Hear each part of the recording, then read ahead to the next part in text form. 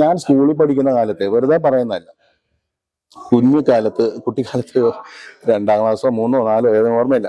പക്ഷെ ആ സംഭവം എനിക്ക് ഓർമ്മയുണ്ട്. അത് ഏത് ക്ലാസ്സാണെന്ന് ഓർക്കുന്നില്ല. ഞാൻ അച്ഛൻ്റെ അടുത്ത് വന്ന് പറഞ്ഞു, ഞാൻ നാളത്തെ സ്കൂളിൽ പോയില്ല. എന്താ കാര്യം?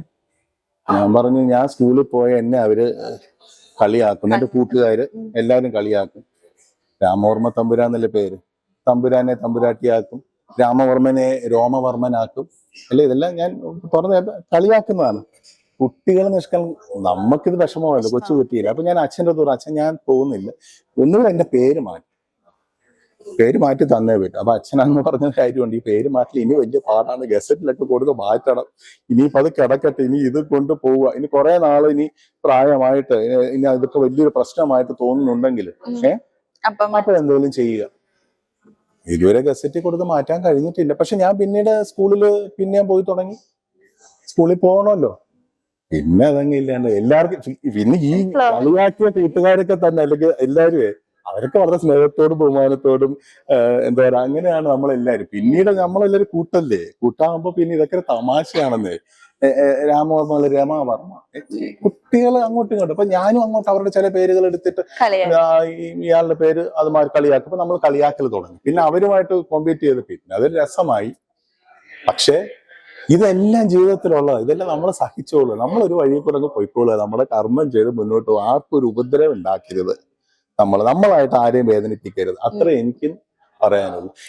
ഇത്തരം വാരുകളെ കുറിച്ച്, ഇത്തരം ജാതി മത ചിന്തകളെ കുറിച്ച് പറയുന്നവരോട് പറയാനിട്ടുള്ളൂ, എന്തിനാണ് ആർട്ട് ആൻഡ് കൾച്ചറിന് എന്ത് ജാതി, എന്ത് മതം, മനുഷ്യ സമൂഹത്തിന് എന്ത് മതം? മഹാനായ ശ്രീനാരായണ ഗുരുദേവനെ ഓർക്കണ്ടേ? അദ്ദേഹം എന്താ പറഞ്ഞത്? അത് പാലിക്കുന്നുണ്ടോ? ഒരു ജാതി, ഒരു മതം, ഒരു ദൈവം, മനുഷ്യർ ആരെങ്കിലും ഫോളോ ചെയ്യുന്നുണ്ടോ? അതുപോലെ അദ്ദേഹം വേറെ എന്താ കാണിച്ചത്? ആധ്യാത്മികതയുടെ ഉന്നതത്തിലെത്തി.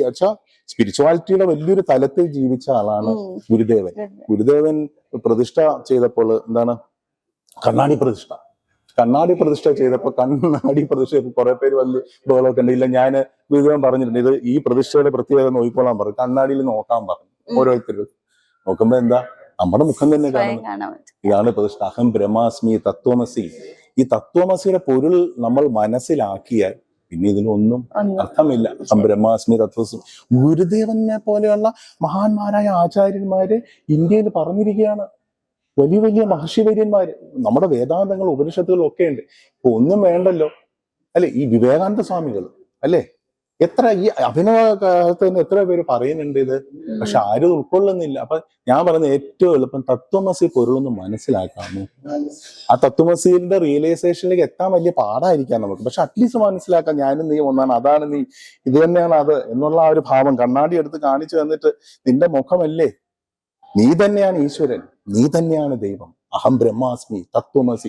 ഈ പൊരുള് മനസ്സിലാക്കിയ ഒരു കുഴപ്പമൊന്നുമില്ല. ഈ പൊരുള് മനസ്സിലാക്കില്ല. അതുകൊണ്ട് എന്ത് പറ്റുമെന്നറിയാം, ശബരിമലയിൽ എപ്പോഴും കയറേണ്ടി വരും. അവിടെ കയറുമ്പോൾ എഴുതി വെച്ചിട്ടുണ്ട് തത്വമസി. ഈ തത്വമസിയുടെ പൊരുള് മനസ്സിലാക്കിയ പിന്നെ അങ്ങോട്ട് പോകണ്ട. അയ്യപ്പൻ തന്നെ പറയുന്നുണ്ട്, ഉള്ളിലാണ് സ്വാമി തിന്തകത്തോ അയ്യപ്പ തിന്തകത്തോ എന്ന് പറഞ്ഞ, സ്വാമി എന്റെ അകത്ത് അയ്യപ്പൻ നിന്റെ അകത്ത്, അങ്ങനെ ഒരു ഇത് പറയാറുണ്ട് അല്ലെ.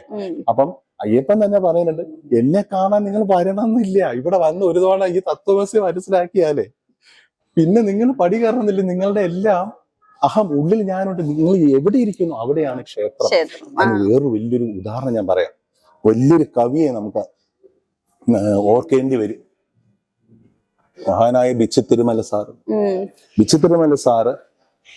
ഈ കവികൾ എഴുതുന്ന ചിലരുടെ ആശയങ്ങൾ എത്രത്തോളം നമ്മൾ ചിന്തിപ്പിക്കാന്നറിയാം. അദ്ദേഹം എഴുതി, ഹൃദയം ദേവാലയം പോയ വസന്തം നിറമാല ചാർത്തുന്ന ആരണ്യ ദേവാലയം, മാനവ ഹൃദയം ദേവാലയം. കേട്ടിട്ടുണ്ടോ ഈ പാട്ട്? എന്താ പാട്ട്, ജയവിജയന്മാര് ചെയ്ത പാട്ട്. ഇതിന്റെ അർത്ഥം നോക്കൂ, അതിന്റെ അടുത്ത വരികളോ ഞാൻ വഴി കാണാതെ എനിക്കറിയില്ല, ഓർമ്മയെന്ന് പാടാ. ആനകളില്ലാതെ അമ്പാരിയില്ലാതെ ആറാട്ട് നടക്കാറുണ്ടിവിടെ,